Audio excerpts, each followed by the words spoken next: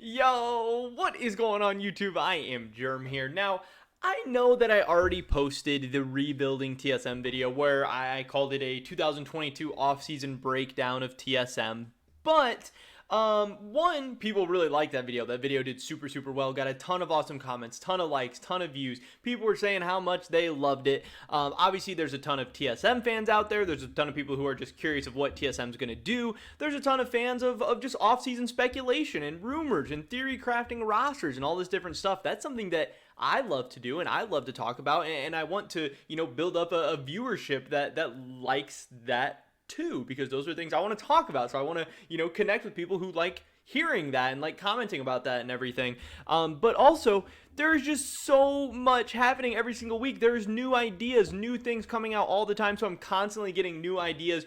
Whether I think they're super likely or unlikely or whatever, I still think they're at least worth talking about. So in this video today, we're going to be diving into a couple more ways that TSM could potentially go in this offseason that I think are at least interesting, at most possible, and at least interesting. So hopefully that makes for a good video. Definitely drop a like if you guys do enjoy this one. I would appreciate it so much. Subscribe to stay up to date on all my latest content, and consider checking out my Patreon, patreon.com/IamGerm. I would appreciate it so much. With that being said, let's get right into this one. So again, we have the list of the free agents. We have the list of TSM's players. Here's, maybe a roster that I made for the video the other day. Huni, Spica, Maple, Tactical, Sword Art. I still think that roster is very possible, but for the most part, we're going to be diving into some new stuff in this video today. So I'm actually just going to kind of cut this. I'm going to delete these. I'm going to pop this over here, and we are going to mostly be working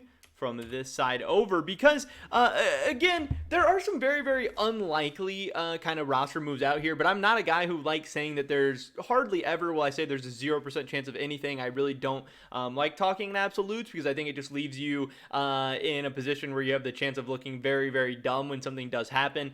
I would have never thought that Perks was going to go to 80 carry and Caps was going to go to G2. I would have never thought that Perks was going to Cloud9. I would have never thought that Reckless was going to G2.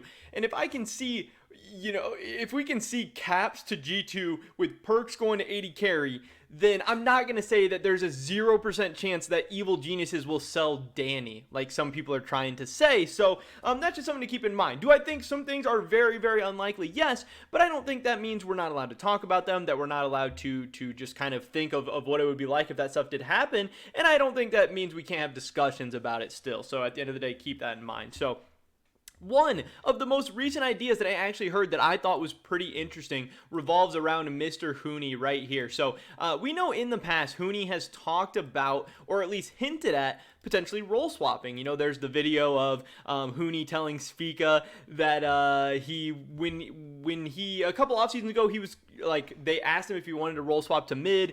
He ended up staying top lane, whatever. And then Spica's like, oh, when are you talking about? And he's like, oh, 2019 on whatever team. And then Spica goes, when did I ask? And it's this whole really funny bit from TSM Legends. But it proves to us that Huni has actually had conversations behind the scenes about role swapping to mid. So what if TSM in 2022 had Huni in the mid lane? He is a resident. We know he has a crazy aggressive playstyle. We know mid lane is a crazy aggressive, lane right now, and that's maybe why Power of Evil wasn't as successful in this year. So obviously, I do think it is very likely that no matter what, TSM will be bringing back Sword Art and Spica. So then we have two resident players. We have one import. You can decide, would they, stick with a resident 80 carry? You have options like Tactical. You could go with maybe Lost. Obviously, he's always going to be there. You also have options like, you could always go with King, maybe too, trying to buy him out from Cloud9. In the top lane, this would allow you an import. Obviously, I would be thinking a guy like Broken Blade here. Some people are throwing out like buying out Alfari. I do think that one is pretty unlikely, but you at least have some different options. So I think that team does look kind of interesting. The other option with Huni in the mid lane would then allow you to go for another resident top laner. We've heard Someday might be on the market, so that could be there. You have the option of like Impact. Also, the other Resident 80 carry obviously was Danny, who they could also buy out, which could be possible. People have thrown around like maybe Licorice. I don't really think that is going to happen, but that's always there. And then this leaves you the import options at 80 carry. Maybe a Viper, maybe a Huan Fang, maybe a Doggo, whatever. So I think that is also an interesting way to go with the lineup, but this would obviously all center around Huni being in the mid lane. Now, Huni is not the only resident mid laner option. There is not a ton of great ones out there, but people are talking about what if TSM went with Jojo Pune in the mid lane. And this, if you guys don't know, I think he's either 16 or 17-year-old mid laner for Evil Geniuses Academy. He's a former Fortnite professional player and actually switched over to League of Legends. He plays a crazy aggressive carry style in Academy, and apparently that's been going very, very well. People are saying he's probably going to be the next mid laner up into the LCS. Now, do I think he should necessarily start his time out on TSM? No, but it is an option for TSM if they do decide to move on from Power of Evil. So, same stuff here. They have the same options at 80 carry. You still have Tactical. You have King. I don't think they would go with Lost again, so, we'll throw in Danny there if they want to get them both from Evil Geniuses. Maybe they, take the whole Evil Geniuses team with Impact, but then still the same options in top lane. You have BB if you want an import. If you want to stay local, you have Impact. You have Licorice maybe. You have Someday maybe as well. So that is a couple of different options. They could go there if you wanted to go with like Jojo Pune, another resident mid laner there. There are then some other options depending on the other players as well. I mean, say you decide to keep the same top side, because obviously I think there is a world where they're going to bring back PoE. Say he gets his green card. Then you can go a lot of different ways there. That then allows you to go with like, a Huan Fang in the bot lane. Some people are saying, what if TSM went with, Karzi and Kaiser in the bot lane, obviously with a PoE there, since they'd have the 2 import slots. So, you could go with either of these bot lanes. That allows you to bring Huni back in the top lane. I think this is very, very interesting as well. And there's just so many ways you can mix and match this TSM roster, especially when everyone, wants to keep factoring in the FTX money, wants to keep factoring in all the different options that they could go out and get. Also, some other rosters that I have seen, this is like from Evil Bjerg. He had this post. This would actually be an interesting one, going with, let me get back to this one. He says, what about Huni, Spica, Chovy, King, and Sword Art? Again, obviously, Chovy is going to be a big name that's getting thrown around a ton. I think him making it to Worlds with Hanwha Life, obviously yesterday they did qualify, I think really, really hurts the chances of TSM Chovy or Team Liquid Chovy or G2 Chovy or whatever.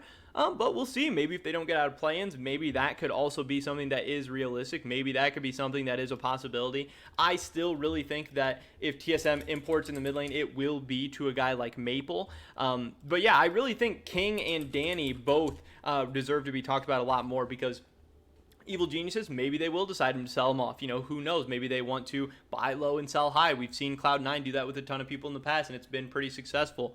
King, Cloud9 is going to have a tough decision to make. Do they want to go with Sven? Are they going to go with King? Is Sven going to get his green card? Are they going to need a Resident 80 carry and have to go with King? Would King come to TSM? Would Sven come to TSM? Would TSM pay for either one of these players? You have so many different options, so many different possibilities, and these are just some of the ones that I've heard recently. Some of the TSM teams I've just gone through here. Again, who knows how likely they are? Who knows how unlikely they are? I think in my TSM rebuilding the offseason video, I went through some of the more likely possibilities, and maybe these are some of the more unlikely ones. But there is really so many different ways you can go. And again, the offseason is usually crazier than what we think it's going to be. We always think the offseason is going to be crazy, because it always is, and it's always fun. We always know some of the big moves that's going to happen. But think back to the last 2, 3, even 4 years.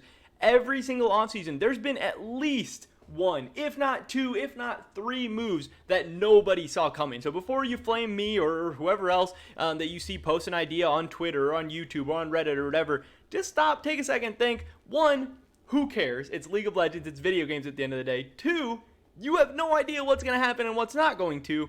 And 3, something crazy, something unexpected always happens. So let's root for that crazy stuff. Let's think about it. Let's talk about that fun stuff, because either way, today's only September 1st. We have a couple of months before we find out anything anyway. So, let some people get some crazy ideas out there. The more crazy, more interesting, more funny, whatever roster you can come up with, I think the better right now. But that is pretty much it for this video today, guys. Definitely drop a like if you did enjoy it. I would appreciate it so much. Leave a comment down below. What is your craziest TSM roster that you actually think at least has like a 1% chance of happening? I would love to hear your guys' thoughts and opinions. Subscribe to stay up to date on all my latest content. Hopefully, I'll catch you guys in the next one. But until then, peace.